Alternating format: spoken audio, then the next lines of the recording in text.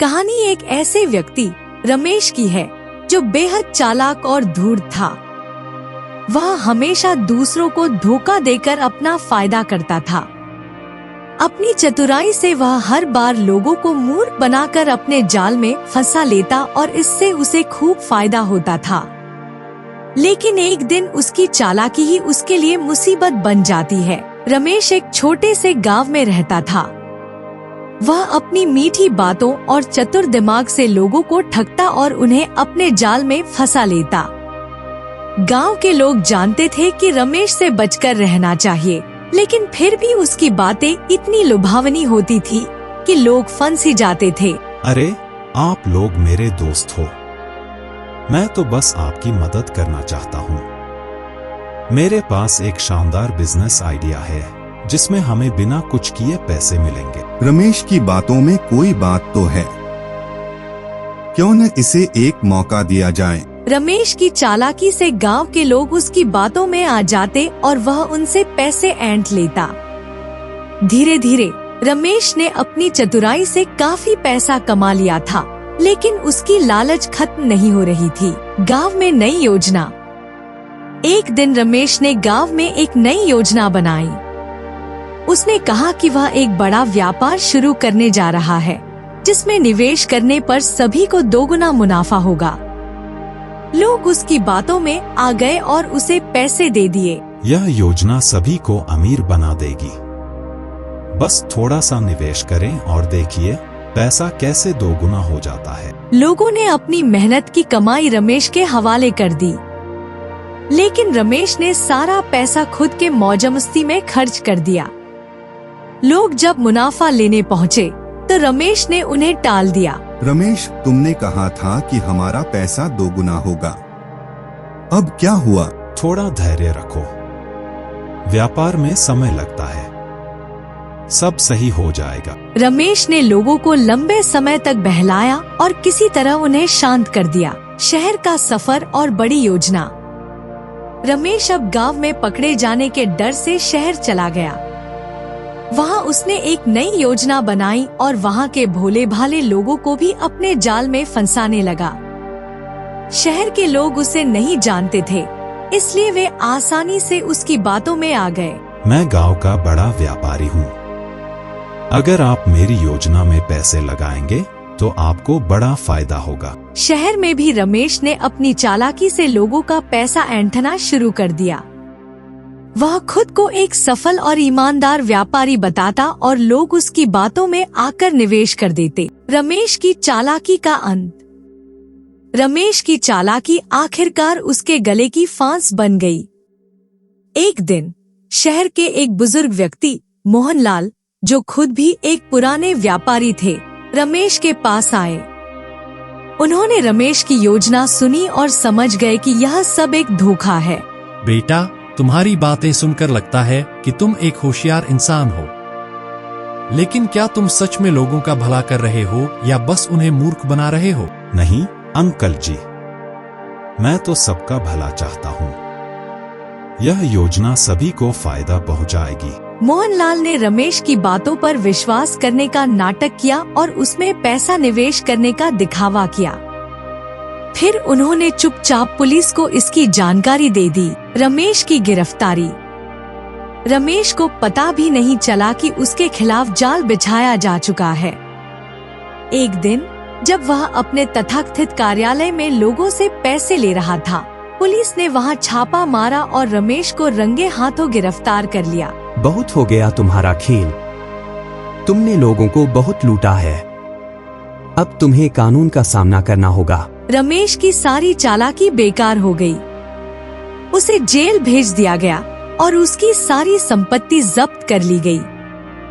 गांव और शहर के लोग जिनसे उसने पैसे ठगे थे, उन्हें उनका पैसा वापस मिल गया। रमेश का पश्चाताप। जेल में रमेश को अपनी गलतियों का एहसास हुआ। वह समझ गया कि उसकी चालाकी और धोखा किसी को भी सच्ची खुशी नहीं दे सकता।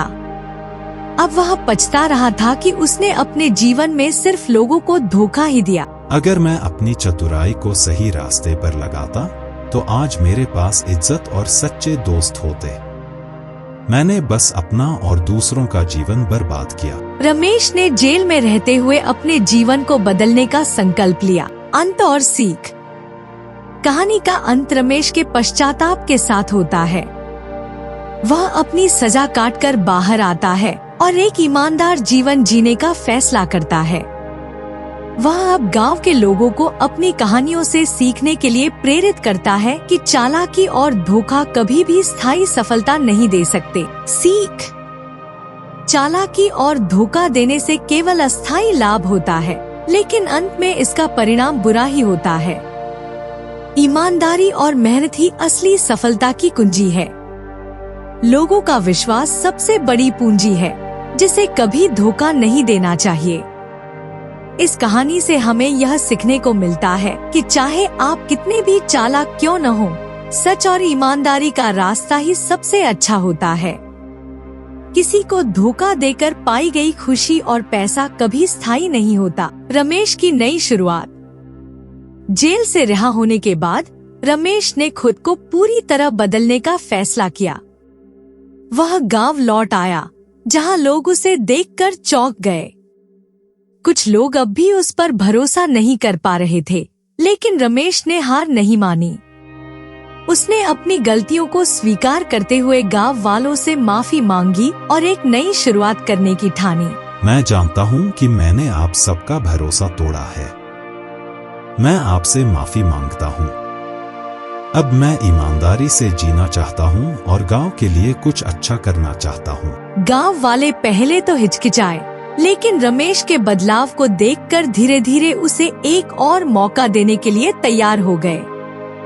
रमेश ने एक छोटी सी दुकान खोल ली और मेहनत से काम करने लगा। रमेश का समाज सेवा की ओर रुख।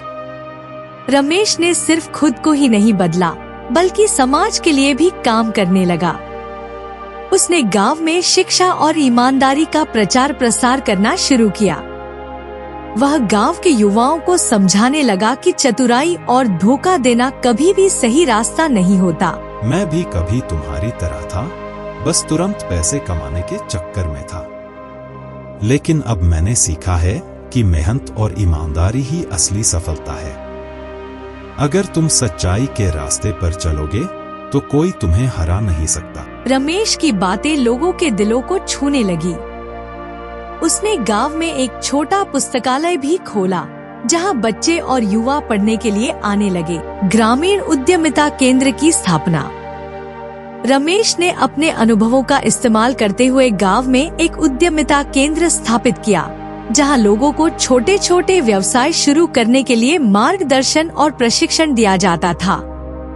उसने गांव के लोगों को सिखाया कि कैसे वे अपनी छोटी छोटी चीजों को बड़ा व्यवसाय बना सकते हैं। तुमने हमें नए रास्ते दिखाए हैं।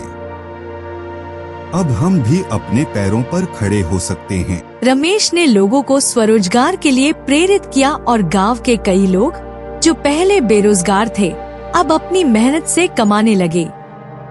रमेश की यह पहल गांव की आर्थिक स्थिति को सुधारने में बहुत मददगार साबित हुई। गांव की प्रगति और रमेश का सम्मान। गांव में धीरे धीरे बदलाव आने लगा। रमेश की मेहनत रंग लाई और गांव के लोग अब खुशहाल जीवन जीने लगे। रमेश ने अपनी पूरी जिंदगी गांव और समाज के लिए समर्पित कर दी। एक दिन गांव के बुजुर्गों और सरपंच ने रमेश को गांव के विकास में योगदान के लिए सम्मानित करने का फैसला किया। तुम्हारे प्रयासों ने हमारे गांव को बदल दिया है। तुमने हमें दिखाया कि इंसान अपनी गलतियों से सीखकर भी एक नया जीवन शुरू कर सकता है। हम सबको तुम पर गर्व है। यह सम्मान मेरे लिए नहीं, बल्कि उस सीख के लिए है जो मैंने आप सबसे पाई। मुझे खुशी है कि मैं अपनी गलतियों को सुधार सका और आपके बीच रहकर कुछ अच्छा कर सका। रमेश की प्रेरणादायक यात्रा। रमेश की कहानी अब दूर दूर तक फैल गई। लोग उसे देखने और उसकी बातें सुनने आने लगे।